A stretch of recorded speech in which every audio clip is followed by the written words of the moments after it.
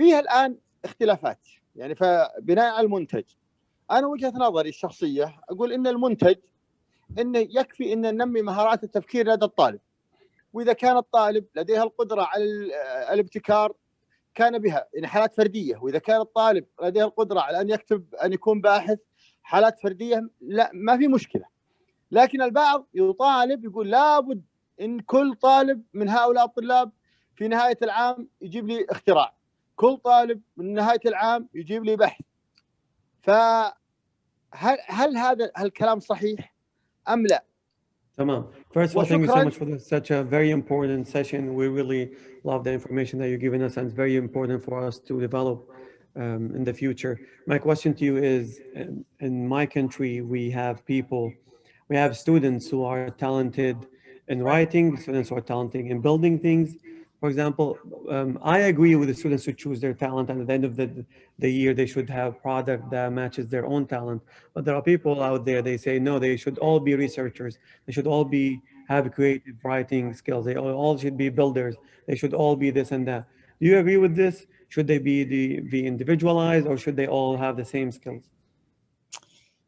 I think when we have magnet schools with a focus, it would be okay to assume that all of them are there to develop similar talents. أتوقع لما تكون المدارس العادية ممكن يكون الجميع عنده نفس المهارات بنفس المستويات. As a society, we don't want all of the same interests. كمجتمع مش كلنا عندنا نفس الاهتمامات. On the other hand, we do want everyone to write well. من ناحية أخرى احنا كلنا بنحب الناس يعرفوا يكتبوا كويس. And perhaps to be good communicators. وعندهم مهارات اتصال رائعة. But we do want engineers of different kinds. We do want scholars in different content areas. We do want business people. We need a variety in order to make our communities work well. لكن في المقابل كلنا محتاجين إلى مهندسين في مختلف المجالات، إلى علماء في مختلف المجالات عشان الحياة تستمر والمجتمع ينجح. You want to continue with your slides? Let me kind of go back and answer this question from where I am. Being in this school of very bright students, we have many of them who come without study skills because they have not been challenged to think at the highest level. كونها هي رئيسة هاي المدرسة للموهوبين بيجيها طلاب أذكياء جدا لدرجة إنه بقول لك أنا ما عندي مهارات دراسية، ما بعرف كيف أدرس، أنا بحياتي ما واجهت صعوبة في الدراسة، بحياتي ما واجهت مشكلة رياضية ما عرفت أحلها، فلما أجي أقول له أدرس هو ما عنده مهارات دراسة، فلازم نقدم له إحنا التحدي اللي يتماشى مع مستواه العقلي، راح الطالب يطور مهارات دراسية. So my message there is that we want our gifted students, we want all students to be challenged, but what it takes to be challenged will be different for our gifted students. كلنا حابين يكون الأطفال عندهم تحديات تعليمية، لكن تحديات تعليمية طلاب الموهوبين تختلف عن الطالب العادي. And if you have never asked for help and you have not developed study skills, you are truly limiting your potential as you move forward with your education. وإذا ما قدمت تحديات للطلاب تتماشى مع اهتماماتهم ومستوياتهم، أنت ما راح تخلي الطالب يتطور في المستقبل، راح تظل مهارات عادية، بالعكس أنت تكون دفنت هاي المهارات اللي عنده وكنت قادر تطورها. So many of my other comments are going to be how do we create challenge for our gifted students. ولذلك تعليقاتي حتكون الآن عن كيف نبني تحديات للطلاب الموهوبين. Several years ago, I developed what we call the levels of academic success. قبل سنوات عدة أنا ألفت مستويات النجاح الأكاديمي. And this ladder has 3 levels. وهذا السلم فيه 3 درجات. At level 1, student gets straight A's with ease, doesn't have to work. المستوى الأول حصول على علامات كاملة من دون جهد. Level 2, the student earns high grades on assignments that challenge. They require effort. المستوى الثاني يحصل على علامات عالية في واجبات تتطلب تحدي، فهو يجتهد فيها ويبذل جهد. And at level 3, the student learns with satisfaction and joy. He or she is on the way to becoming a lifelong learner. المستوى الثالث أن يتعلم برضا وسعادة، بيكون فيها الطالب يصبح فيها متعلم مدى الحياة. And for us, many parents only care about level 1, getting high grades and not thinking about is my student being challenged to get that A. أغلب الآباء بتمنوا إنه أطفالهم يجيبوا على علامات كاملة من دون ما يبذل جهد كثير ويتعب ويتعب أهله. Sometimes we need to talk with parents about what the student does not learn when they get easy grades and high praise for no effort. لازم يعرفوا الآباء والأمهات إنه ما مخاطر إنه الطالب يجيب علامات عالية من غير بذل أي جهد. ما واجه أي تحدي في الحصول على هاي العلامات، ما بذل فيها جهد وحصل على مدح كثير. It's difficult to develop study skills if you don't need to study to earn high grades. طبعا صعب إنه يكون عندك مهارات دراسية تعرف تدرس لحالك إذا أنت ما بذلت جهد في حياتك للحصول على علامات عالية. And if you are to develop resilience, you must be working at challenging levels. وعشان يكون عندك تحدي لازم يكون التحدي مساوي لمستواك كطالب. And in life, we each need to be resilient. في الحياة كلنا لازم نكون مصممين وما نستسلم. I think this is very important. A gifted child's areas of greatest need, their greatest strength is also their area of greatest need. And that's what distinguishes them from their age mates. لازم كلنا نعرف هاي من أهم الأشياء إنه الطالب الموهوب أقوى نقاط قوته هي أكثر النقاط اللي هو بحاجة لتطويرها. I don't know about what it is in your country, but I know here that many people don't see gifted children as being very needy. لا أعلم كيف الوضع في بلادكم، لكن في بلدنا معظم الناس لا يرون أن الطالب المبدع هو طالب دائما محتاج تطور. And that relates to the fact that they don't look needy because their greatest strength creates their greatest need. وهذا لأنه هم بقدراتهم الأكاديمية قادرين يخبوا احتياجاتهم، لكن هو قوتهم هي مصدر احتياجهم. You have to explain that to people. لازم تشرح هذا للناس. So identifying gifted children can be done in multiple ways, and I won't get specific with this at all because what you use will be very different from what we use. But actually, I'll give you 3 categories that are used for identification. طبعا التعرف على الطلاب الموهوبين جزء مهم، لكن ما راح أتعمق فيه كثير لأنه يختلف ما نستعمل من معايير في بلدنا عما تستعملوه في معايير في بلدكم. And the first of those is opportunities to perform at advanced levels and then observe what students do. أول واحدة منهم اللي هو توفير فرص للطلاب عشان يفرجونا مستواهم وأدائهم الأكاديمي، ثم نتابع نتائج الاختبارات هاي. We administer informal assessments as well as formal assessments. ثم نقدم لهم تقييم بشكل رسمي وتقييم بشكل غير رسمي.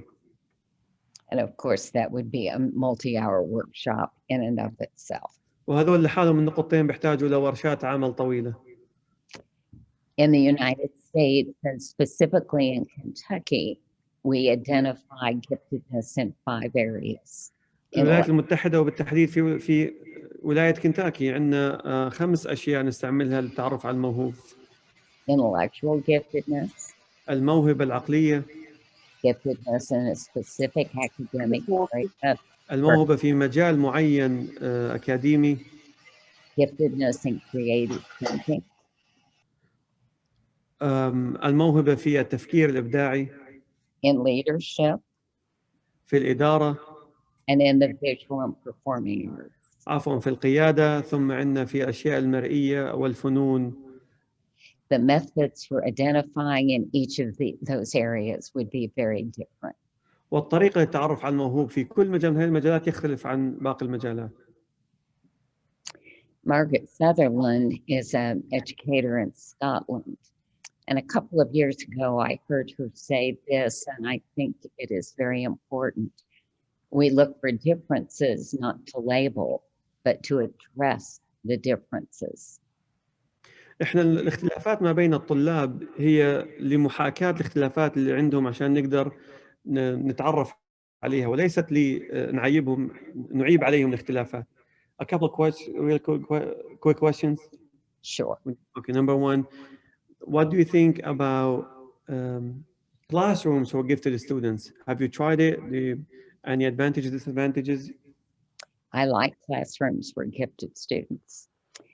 One of the ways we teach gifted students that works well is to differentiate in the classroom, and a teacher has a much better opportunity to do that with all of the students being advanced in the classroom. فصول الموهوبين الأستاذ محمد عبد الله يسأل بتقول هي فصول الموهوبين شيء جميل بحيث المدرس يشعر بأريحية يدخل على الصف يعرف أن الكل مستعد لمستوى عالي من المعلومات. Another question, can a teacher with no training in gifted education teach gifted students? Well, a teacher can teach gifted students, but we find the research supports that you need educational opportunities to prepare you to adequately challenge gifted students.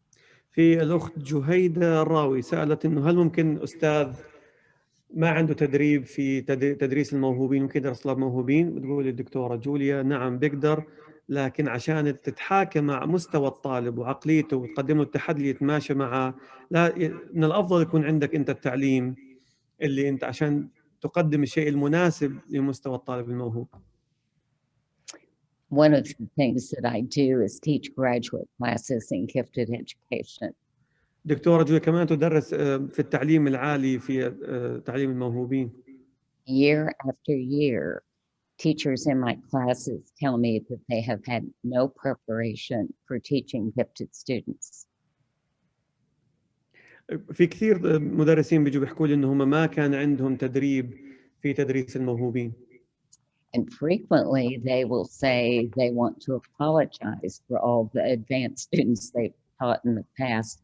And I tell them there's no need to do that, but from now on, apply what you've learned. هذول ما كان عندهم تدريب في تدريس الموهوبين درسوا موهوبين ولما عرفوا الفرق فبيحكوا للدكتورة إنه ممكن نرجع ونتأسف لهم إنه أنا ما عاملتك كموهوب لما كنت أدرسك. لكن الدكتورة لا ترجع تتأسف لكن من الآن فصاعدا استعمل هاي المعلومات وابدع في مجالك. So the strategies for high-level learning are mainly three. استراتيجيات التعليم العالي هي ثلاثة بشكل أساسي. Acceleration, enrichment, and differentiation. التسريع، الإثراء، التمايز. Acceleration, one of the things in the United States is that when educators hear the term acceleration, they think of a student skipping a grade. لما نسمع التسريع أغلب الناس في الولايات المتحدة الأمريكية بظنوا إنه التسريع بس إنه يتجاوز مرحلة صفية. And then we need to tell them that there are more than 20 types of acceleration. نضطر أن نقول لهم إنه هناك أكثر من 20 نوع من التسريع. Acceleration is supported by research. التسريع مدعوم من خلال البحث العلمي. It does not cost anything. لا يكلف أي شيء. And there are basically two types of acceleration. One has to do with the curriculum. And أساسياً لعملية التسريع الأول هو تعديل المناهج. And the other has to do with the timing of the experience. الثاني هو وقت توفير الخبرة. Examples of the timing would be starting kindergarten early, starting first grade early, graduating from high school early, going to a residential high school, starting college early. وقت تقديم الخبرة يعني مثلا إدخال الروضة مبكر عن زملائه، إدخال المدرسة أبكر من زملائه، تخرجه من المدرسة أبكر من زملائه، تخرجه من الجامعة أبكر من زملائه، دخوله في مدارس مع مبيت في وقت أقصر من زملائه.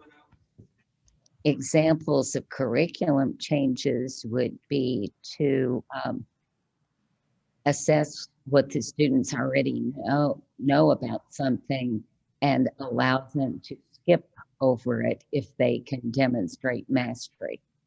أما عن تعديل المناهج فهو قبل ما تعطي الدرس أعطيهم اختبار لترى الطلاب اللي بيعرفوا المعلومات هاي مسبقا أعطيهم معلومات تختلف عنها، أما ما أعيد لهم نفس المعلومات اللي هم يعرفوها. Another curriculum modification that leads to acceleration would be differentiating. Sorry, would you say that again? Another curriculum modification that leads to acceleration is differentiation. وتعديل آخر على المناهج يؤدي إلى عملية التسريع هو في التمايز. Are you ready for a couple of quick questions? في الأستاذ الدكتور فيصل الصحفي يسأل: ماذا تقدم الجامعات للطلبة الموهوبين بعد الانتهاء من التعليم العام من برامج ورعايات الولايات المتحدة الأمريكية؟ The question is, what do universities offer gifted students after they finish the general education? Are there any programs that you give them when they finish college? I think I might be able to answer that in several ways. أتوقع بقدر أجيب على هذا السؤال بعدة طرق. One of the things about universities is that you have really no limit on what learning is available. الأولى إنه هو خلال الجامعة راح يكون فرص غير محدودة قديش ممكن طالب يتعلم ويستفيد. Even for our high school students who are at the school I've referenced here, the Gatton Academy. حتى طلاب الموجودين هنا في أكاديمية جاتن. They are high school students taking university classes. هم طلاب مدرسة ثانوية بياخذوا محاضرات في الجامعة. So there really is no limit on the learning they could do if they demonstrate they're ready for the highest level of classes. لذلك ما بنحدهم بكلاسات معينة، هو قادر ياخذ أي محاضرة إذا هو بتوقع أنه قادر على متطلباتها وقادر ينجح فيها. Another question? Or you done with the answer? كيف يتم إثراء الطلبة الموهوبين في مادتي العلوم والرياضيات وهل يوجد مرجع مرشد لذلك؟ How do you enrich gifted students in math and science? Is there guidance or there regulations for that? Enrichment. Okay, so